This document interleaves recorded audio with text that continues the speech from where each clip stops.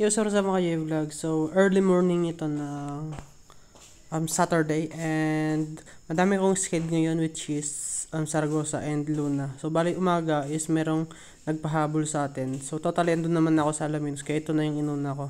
Bali, LCD replacement lang din to. Anong Vivo na to? Realme C21, Realme C2 pala to.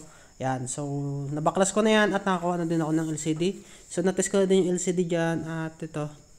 Didikitan natin. So, after ko pala diyang madikitan, ayan, naka-rubber band na pala yun. So, short clip lang to guys. Ayan. So, charge ko muna yung battery. And ayan, habang pinapatoy natin yung LCD dun sa kanyang frame.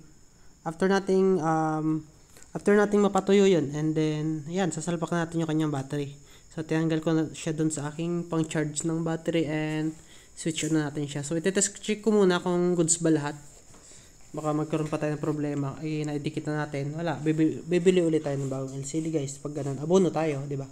So yan, dahil all goods na babalik natin yung frame ng kanyang motherboard. And ayan, so ibabalik natin lahat ng mga screen na tinanggal natin guys. At eto na. Medyo napagod ako ngayong araw guys.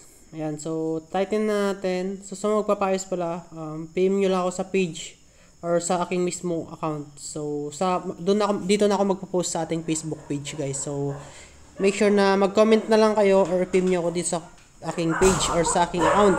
So yun lang. So okay na yan. Bye bye. Thank you.